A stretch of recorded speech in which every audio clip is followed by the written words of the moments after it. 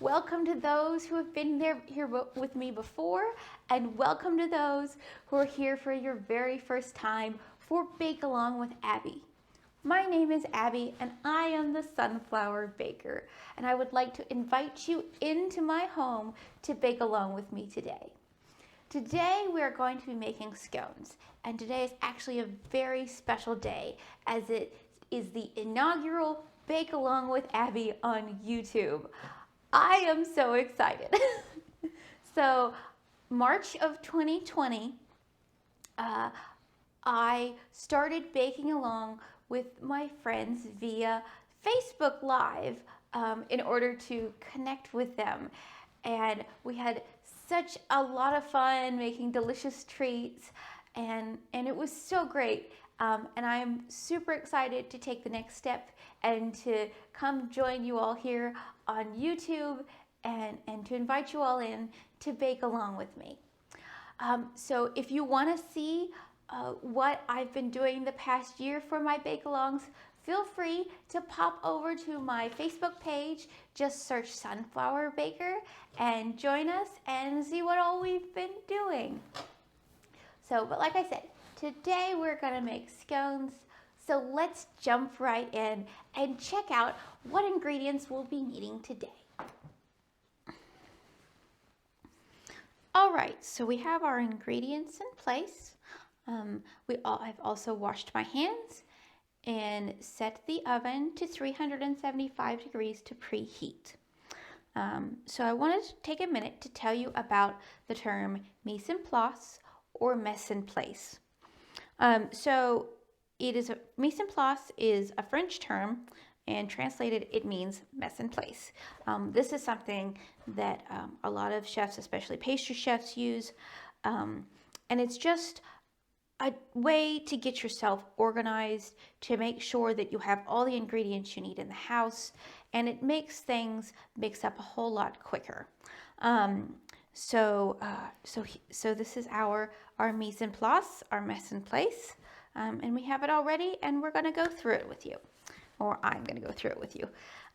So what we're going to have is you're going to have 2.5 cups of flour, 1/4 cup of sugar, 1/2 teaspoon of salt, 1 1/4 teaspoon of baking powder, 6 tablespoons of butter, and it needs to be cold and it needs to be cubed. So one thing you can do is you can cube this up and then put it in the refrigerator until you're ready to bake with it, or until you're ready to mix things up. So I also have 3/4 cups of milk. Now for this recipe, you can use milk, buttermilk, half and half, or cream. I have yet to use this as a dairy-free recipe. I'd like to do that in the future at some point. I just haven't done it yet. So if you want to try it with almond milk or soy milk or any other nut milk, feel free, and let me know how it turns out. A note on the milk. So I've mentioned buttermilk, cream, half and half, and milk. Buttermilk and cream are very thick milks. Half and half is a little bit thinner because it's half cream, half milk, and milk is the thinnest.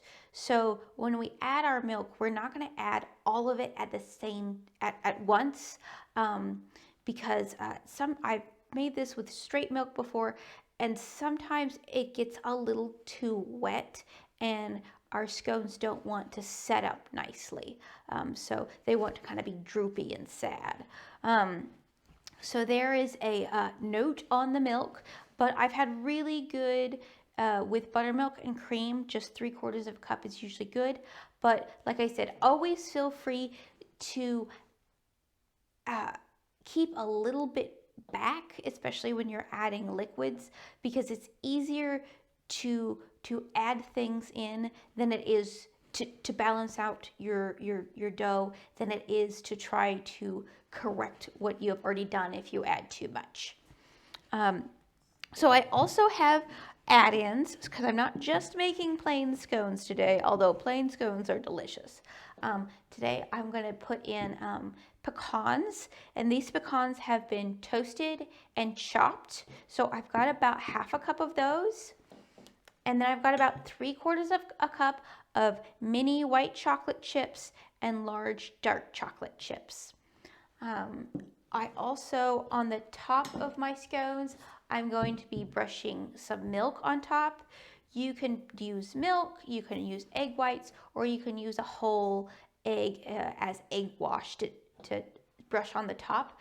It gives you a nice even color on the top of those scones.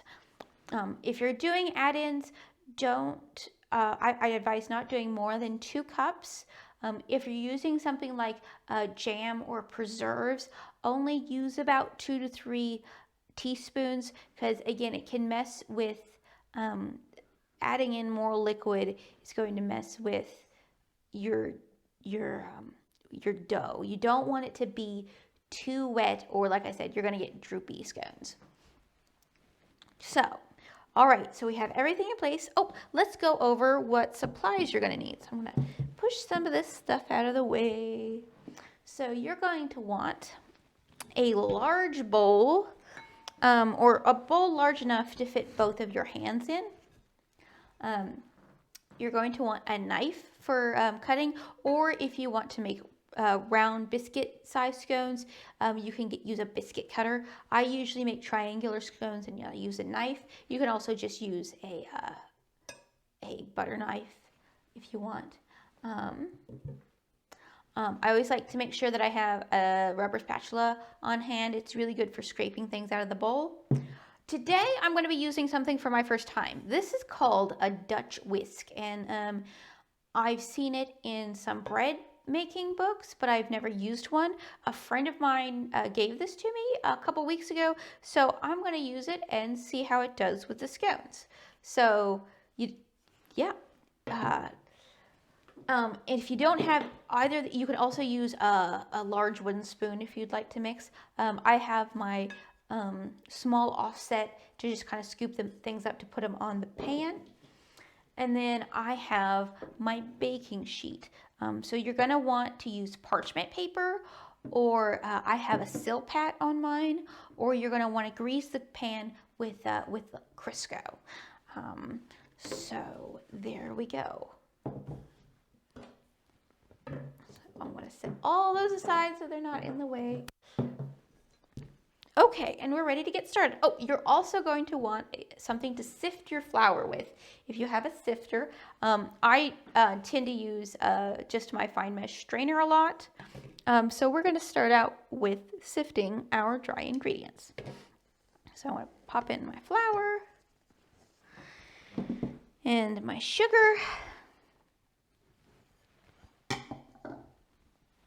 and my baking powder and my salt.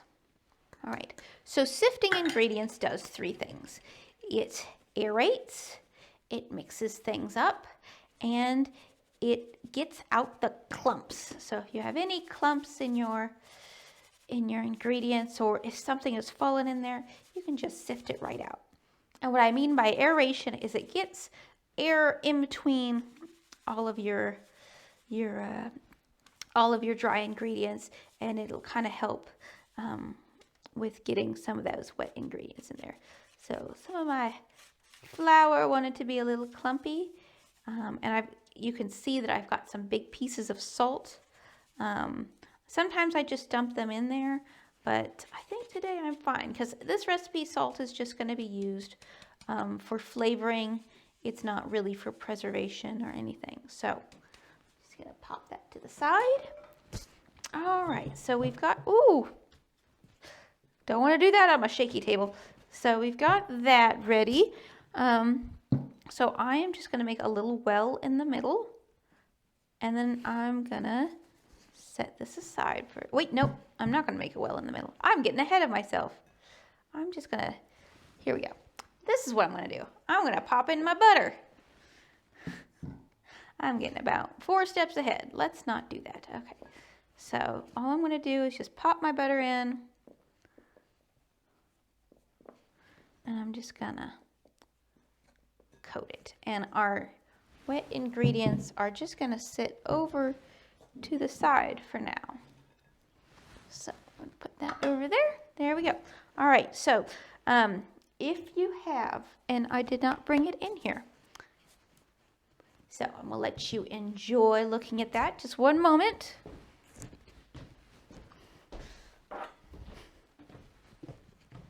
See, I did not have my mess in place all done.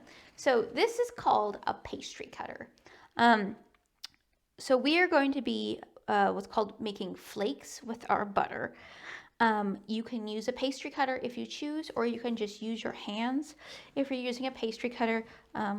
So our butter's in our dry ingredients. You're just going to push down and throughout, and the butter is going to push through these tines here.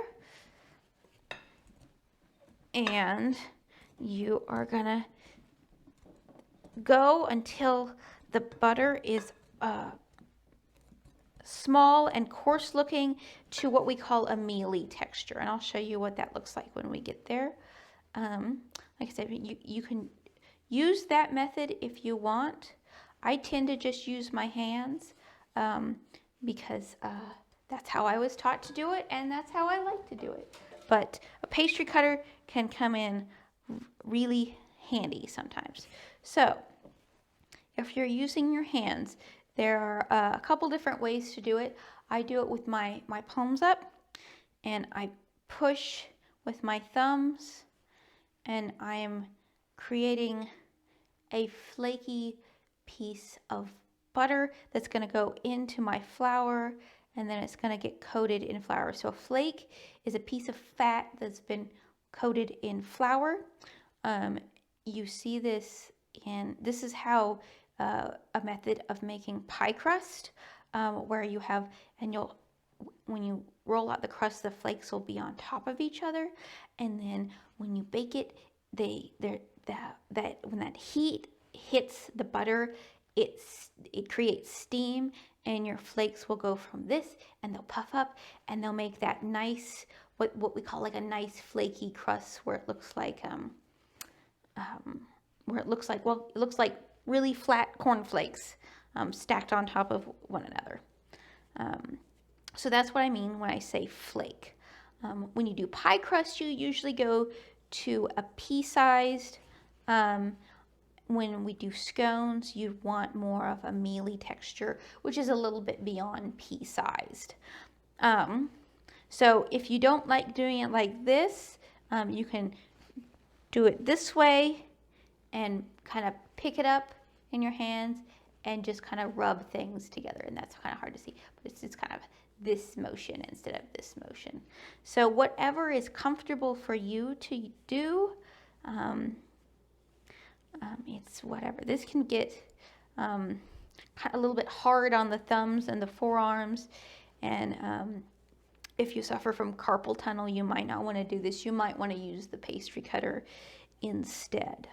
I have seen only on industrial commercial machines a cutter attachment, which it looks like just a very round. Actually, it has almost this shape to it, except if you imagine this without tines, and it goes like this in the bowl, and pretend those tines aren't there. It's a little skinnier, but it'll cut. It'll make that butter into flakes and give you a nice mealy texture. I have not seen those for a home mixer as of yet, and I've only seen it once on a commercial mixer. But anyway, so that is creating flakes. So a little bit more about this method. So this is referred to as the biscuit method of making things. So if you are looking in cookbooks and you see something calling for a biscuit method, this is what they're talking about, because this is also a way to make biscuits. Oh, and I just remembered one more way of doing this. Again, if you're doing a whole lot, or if you, again, have problems with your hands, you can put your dry ingredients in here, and you can get your butter. You don't have to cube it, but you want to make sure that it's nice and cold, like really cold, because and then you get a cheese grater and you can grate that butter into your flour and then just kind of toss it around a little bit to make sure it gets coated. And you can create flakes that way. That's a really good way if you're making a very large batch. And usually when I did it, I was dealing with those really big pound cubes of butter. And as I said, you want to make sure your butter's cold because the heat from your hand is gonna want to melt that butter. I don't remember if we froze our butter or not. I just remember having the big bowl and grating that butter in there. So this is getting to a nice mealy texture. You see how it's clumpy, but the clumps aren't like huge. So that's about what we want. If you were going for a pie crust, you'll want the smallest one to be about this big, but this is kind of our biggest one. So that's good. So that's looking good. So yeah, so this is a mealy texture, and it's kind of, it's very, if you're a tactile person, this is kind of fun to play in. So, but moving on. So now I am going to make a well in the center, which I tried to do earlier, and like I said, I got ahead of myself. So here we go. So now we're going to find out what we're going to do with that well in the center. So we are going to add in our eggs to that well. And then I'm going to add in my vanilla extract. And then I'm going to add in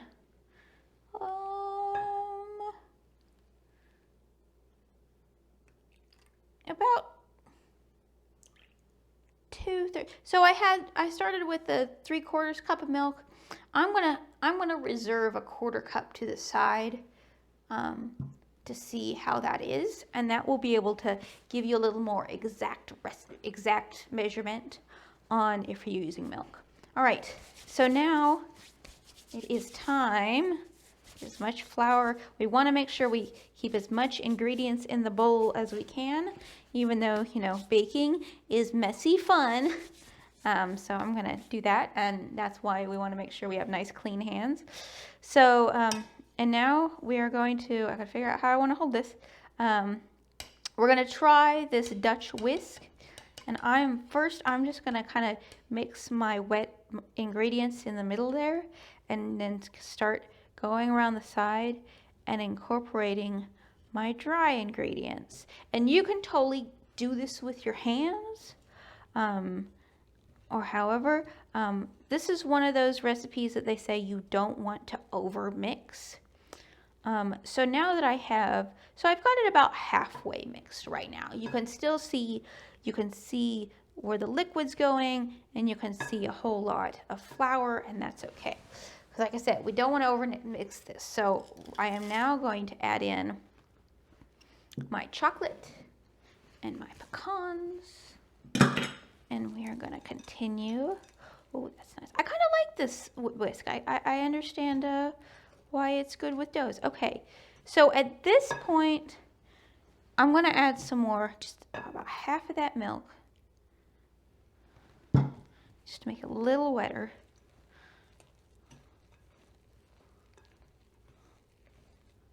Yeah, that's looking really good. All right, so it is now time to get in there with the hands.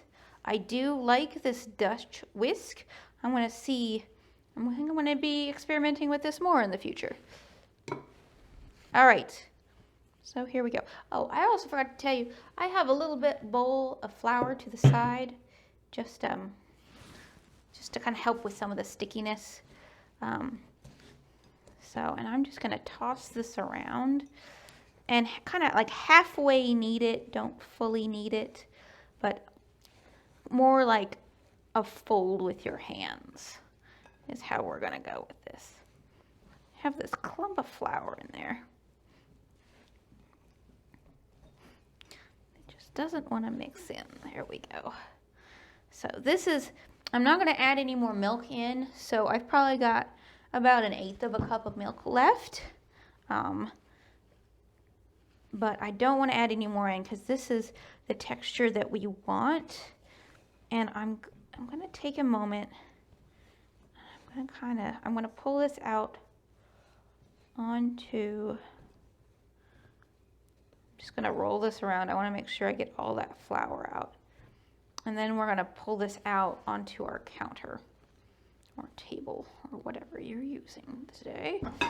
Whoop, and try not to knock things over. There we go. Okay, so as you can hopefully see, so kind of visually, if something is shiny, it's usually a bit sticky. If something is matte looking, it's usually not sticky. So, oh, here we go. I'm going to get as much of this off my hands as I can also. So you want this to be a matte. Visually, you want this to be a matte color. So there we go. And I'm going to get as much flour brushed off here as I can. I'm not losing, just tossing things everywhere, I feel like. So, and we're going to make this into a disc. And we're going to press so see how this wants to hold up, it doesn't want to droop. This is the consistency of the dough that we want. If it's at this point, if you put it into your disc and it wants to spread out and it wants to droop, that means you have got too much liquid in here. Now, I don't want to say add more flour because that could make your scones a little tough. They'll still cook up fine. They might just be a little droopy looking, but that's okay. They will probably still taste delicious, and that's what it's about, right? It's about delicious tasting baked goods. So now that I know that this is going to hold up, I'm going to lightly press it, and I want it to be about that thick. So that's about between 1.5 inches is this knuckle on my thumb. So I'm just gonna kind of use that as my guide, and that is the thickness that I'm going to make my scones. So you don't want to make it any thinner than 1/2 inch. They're just going to be too flat. These are going to puff up so they'll get bigger in the oven. So it's I talked about the butter steaming and creating lift. So you're getting 2 types of leaveners in the scone. You're getting the butter, and I don't know if you can see it on camera, but there are actually bits of butter that you can see, and that's what you want. But we also put baking powder in here. Baking powder is a chemical leavener. So it's made of an acid, which is usually, no, I say that again. A base, which is usually bicarbonate or carbonate, and an acid. And it's got a base, an acid, and cornstarch in it. So the cornstarch, all it does is it keeps it stable, so it keeps it from reacting in the container. But baking powder is usually on your container, it'll say double acting. So when we put the liquid in with the baking powder, it reacted once. When we put this in the oven and it bakes, the baking powder will act a second time and give us that nice lift, and it'll give us a really good texture, and it'll give us some leavening. So that's what's gonna pop us up and give us nice scones. So now, at this point, if you want to do round scones, you can get your biscuit cutter out and cut them, and then lightly push these together. You don't want to work it too much because they will get tough. But I like to make triangle scones. You could also put this into a square and cut it into squares. But like I said, I like triangles. That's what I'm going to do. you can do whatever you would like to do. Put a little bit of flour on that, just so it doesn't stick. Okay, so I'm going to cut this like a cake. So it's going to be cut into 8 pieces. So you could do an X, and then you do a T. And there are my 8 pieces. Now, there are 2 ways to bake this to get different looks. And I'm going to do both ways on the pan to show you. But if you want a crispier scone, you're going to spread these out more on the pan. And if you want a softer, less crispy scone, you're gonna kind of crowd them together so they kind of bake into each other like biscuits. So let me move my things around. I've got lots of things here. So we're gonna set the knife out of the way. I'm gonna put my pan over here. And I'm gonna use my spatula, actually, and boop. So we're gonna put these 4. We're gonna cook close together.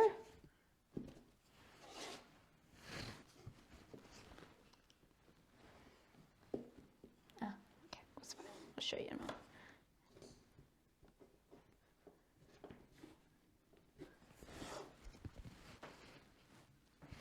And then these 4 are going to bake farther apart from each other so you can see the difference.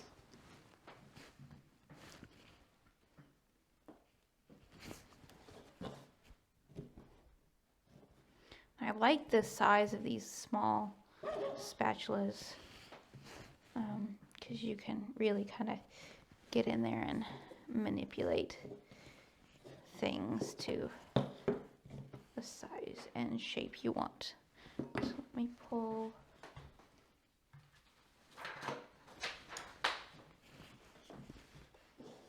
There we go.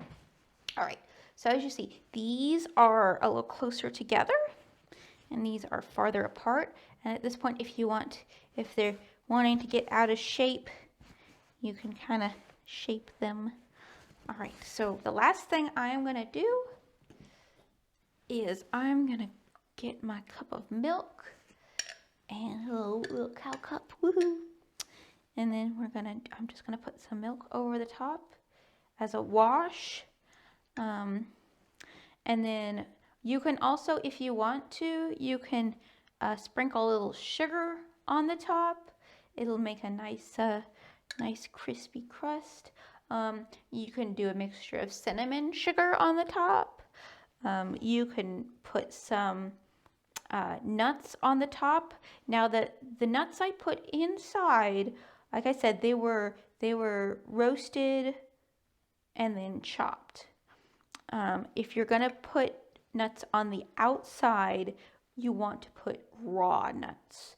So like raw slivered almonds, or I could, if I had any pecans left that weren't roasted, I could chop up pecans and put raw pecans on the top because they will toast during the cooking process. Usually when nuts are inside, they don't get dry enough or hot enough to toast. So you don't get that nice nutty flavor that I like. So there we go. All right, so these are ready to go in the oven. So I'm gonna put these in the oven and clean up, and then I'm gonna show you a science experiment. And then by then our scones should be done or almost done. So I will see you in just a minute. All right, I forgot to tell you, and I'm sure that you're like, wait, how long do I bake that for? You're gonna wanna bake that for 20 to 25 minutes. So we're gonna check it at 20 and see if it's done. So while that's baking, I wanted to show you about leaveners. So I mentioned baking powder. So these are chemical leaveners. So baking powder is what we use today. The other chemical leavener is baking soda. So remember that I said that baking powder is a base plus an acid plus cornstarch. And the cornstarch keep the base and the acid from reacting. Baking soda is just a base. I don't know if you've ever seen, sometimes when people have like stomach acid issues, an old-fashioned way of doing it, of dealing with it if you don't have an antacid around, is to put a couple teaspoons of baking soda in a glass of water, and it helps bring the pH in your stomach down. And baking soda is normally bicarbonate. And if you're looking at British baking books and you see bicarbonate soda, they're actually talking about baking soda, not baking powder. Baking soda, bicarbonate soda. So I've got a little bit, and I think most of us did this in elementary school. So I've got a base and I've got some vinegar, which is an acid. So, and when we add our acid to our base, it's going to bubble up and create a chemical reaction. And that is what happens inside of your baked goods. So we're just gonna let that sit for a little while. He's gonna make some noise and be all happy for a while. So pretty much the same thing with baking powder. However, as baking soda is just a base, baking powder is a mix. So it's not going to have as much of a reaction, but it will have some reaction if I just add water. We're going to find out. So yep. Ooh, I got to get it mixed around. Yep, it is. So you might not be able to see it, but around the edges, we're getting some bubbling. Like I said, it's not as much of a reaction as baking soda, but as I said, baking powder actually has two. It's double acting. So its first reaction is to fizz just a little bit, and then it will fizz more. So it's not so as baking soda is using all of its energy in one go. The baking powder is conserving some of its energy for when it gets heated up. It's going to create another chemical reaction and help with the texture and volume of our scones. So yeah, there you go. So there is your science lesson for today.